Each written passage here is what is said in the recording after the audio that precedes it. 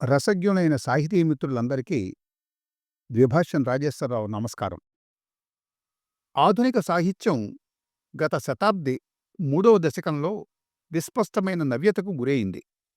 ఆ మార్పును అందరూ హర్షించలేదు. వాదోపవాదాల పిమ్మట తత్ ప్రగతిశీలత అభ్యుదయ రూపంలో శ్రీశ్రీ నాయకత్వంలో గొప్ప ఉద్యమ రూపం దాల్చింది.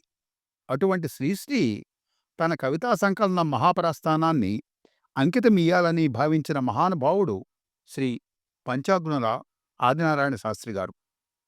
తెలుగు భాషకు అభినవ దండి, వాడుక భాషవాదానికి లభించిన వజ్రపు తునక, గిడుగు రామ్మూర్తి గారి పిడుగుల వర్షంలో మెరుపుల పర్వం శాస్త్రిగారిది అని కవి సామ్రాట్ శ్రీ విశ్వనాథ సత్యనారాయణ గారిచే కీర్తించబడిన శ్రీ పంచాగ్నుల వారు 1890 సంవత్సరంలో శ్రీమతి అలమేలు మంగ, శ్రీ వెంకటేశ్వర్లు దంపతులకు జన్మించారు. కాశీలో వ్యాకరణం, నవద్వీపంలో తర్కం నేర్చుకుని స్వయం కృషితో కావ్యతీర్థ, వ్యాకరణతీర్థ వంటి బిరుదులను పొంది వేదాంగాలను అధ్యయనం చేసిన అనర్ఘరత్నం శ్రీ ఆదినారాయణ శాస్త్రి గారు. శ్రీ తిరుమల రామచంద్ర గారి మాటల్లో చెప్పాలంటే, బక్కపలుసుని పొట్టి మైకట్టు, విశాల పాలం, కొనదేలిన ముక్కు, లో దవడలు, బట్టతల వెనుక ఎగిరే పిలక కుచ్చు వెంట్రుకలు, అనర్గళమైన వాగ్ధాటి, చూడగానే ఇతడు అసాధారణ పండితుడు సుమా అనిపిస్తుంది అంటారు.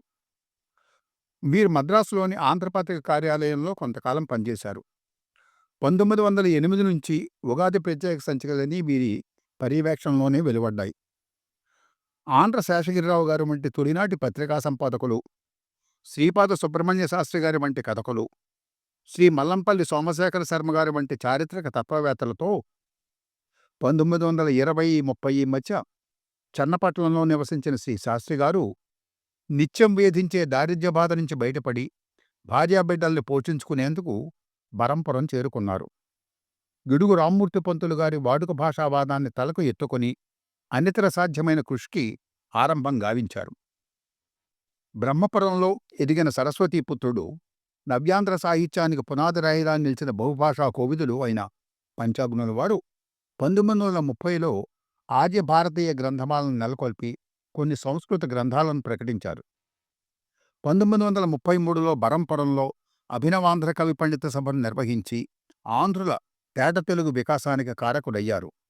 ఆంధ్ర భాషాభివర్ధని సమాజం స్థాపించి గ్రంథాలయాన్ని ఏర్పరిచి ఒరియా తెలుగు సరిహద్దు భూమిలో తెలుగు సంస్కృతి వైభవానికి తోడ్పడిన వ్యక్తి శ్రీ పంచాగ్నుల ఆదినారాయణ శాస్త్రి గారు.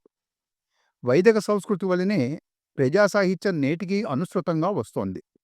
దేశీయ సాహిత్య ప్రతిభ కీర్తిస్తూ ఏకంగా వ్యాసాలు, గ్రంథాలు ఈయన రచించారు.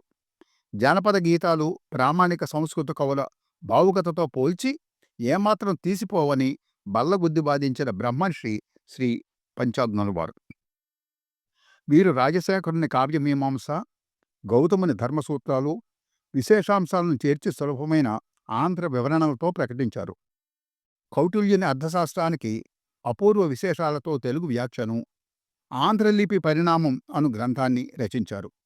వీరు ప్రతిభ పత్రికలో నవ్య సాహిత్య స్వరూప స్వభావాలను విపులంగా చర్చించారు.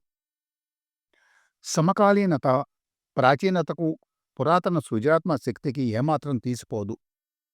రోజూ కనిపించే వారిలో ఋషి ఉండవచ్చును. రోజూ వినిపించే గీతంలో గీతాసారం తొడికసలాడవచ్చును.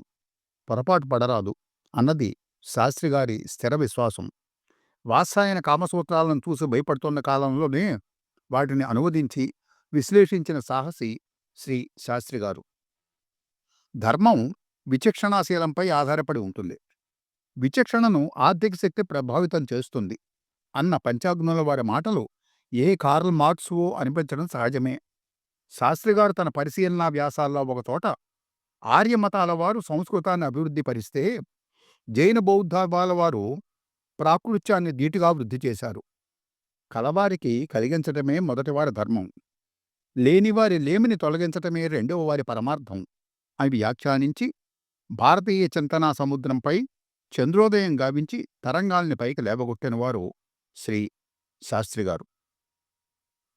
ప్రాకృత వాంగ్మయంలో కృషి చేసిన శ్రీ రాళ్లపల్లి అనంతకృష్ణ శర్మ గారు, శ్రీ తల్లావచ్చుల శివశంకర శాస్త్రి గారు, శ్రీ వేటూరి ప్రభాకర శాస్త్రి గారు, శ్రీ చిలుకూరి వీరభద్రరావు గారు, శ్రీ మారేపల్లి రామచంద్ర శాస్త్రి గారు, శ్రీ వేలూరి శివరామ శాస్త్రి గారు లాంటి పండితులను ఉద్దేశించి, వీరంతా దేశ భాషలకు ఇతోధికంగా సాయం చేస్తున్నారు కదా, వీరిని ప్రజాసేవకులుగా నేను భావిస్తున్నాను, ఈ సంఖ్య చాలదా అని సంతోషాన్ని వ్యక్తం చేశారు. శ్రీ పంచాగ్నుల వారు వేమన గారిని సమర్థించారు. స్త్రీల స్వేచ్ఛను బలపరిచారు. ఎంకిపాటలను కొనియాడారు. వాడుక భాషకు వేడుకగా నిలిచారు. స్వాతంత్రోద్యమ స్వేచ్ఛావాయువులు రాకముందే పంచాగ్నుల వారి దేశభక్తి, ప్రజానురక్తి, కావ్యశక్తి అనంతర ప్రగతిశీల కవులకు ఆదర్శప్రాయమైంది. ఒక కథలో శ్రీ పంచాగ్నుల వారి వాక్యం ఆధునిక తెలుగు సాహిత్యకారులకు శిరోధార్యంగా నిలిచింది. చూడండి.